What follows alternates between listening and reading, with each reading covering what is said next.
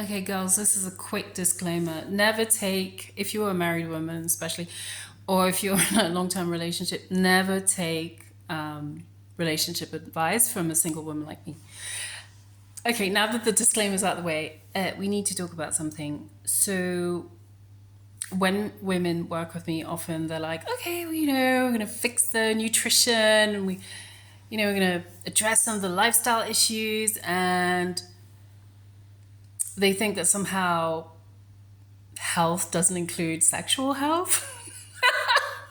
Just, so nutritional therapy, yeah, we start with obviously what you're eating and whether you're fueling yourself appropriately. But yeah, sexual health is going to come up, and by that I mean mental health, emotional health is going to come up. And so if you tell me that things are not working out with your long-term partner and that he's preventing you from sleeping well, or that you haven't touched him in months, years, I'm not even laughing at this point, it's not funny.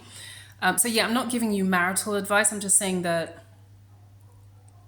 maybe you want to check out Kim Anami's page here on Instagram, or I think she's on TikTok and YouTube as well. She's got a podcast as well.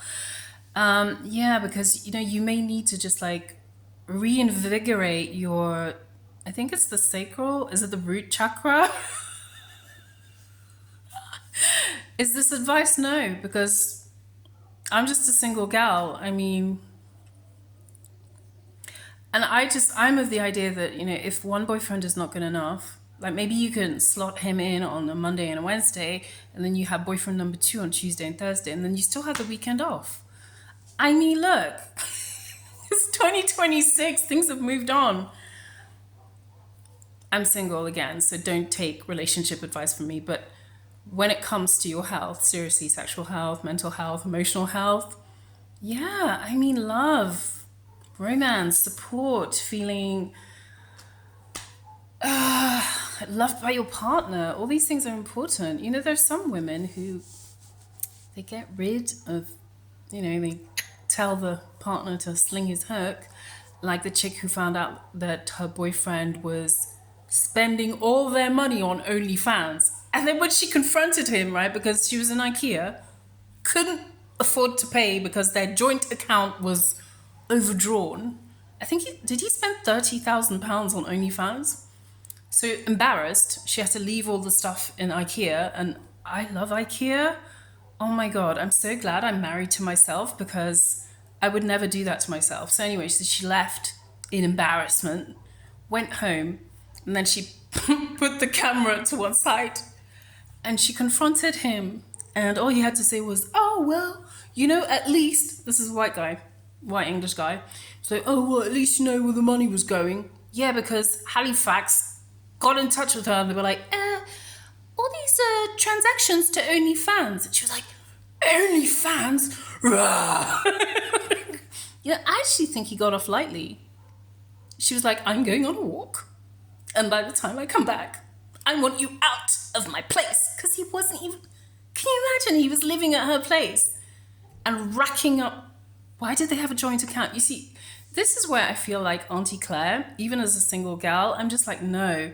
My friends who are happily married know how to negotiate. And they were like, this is what I need to be happy. This is what you need to do, and this is what I need to do. And if you do this, I will do this, and we will be very happy. And like 10, 15 years on, they're still married.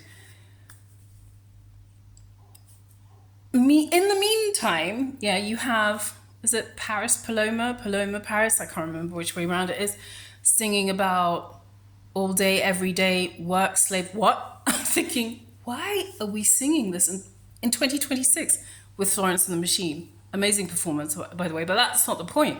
Like, why are we singing about doing all these things for men? No, I believe in the law of reciprocity, okay? I just do. When boyfriend number one said, I don't like to cuddle, I was like, fine, get me a puppy.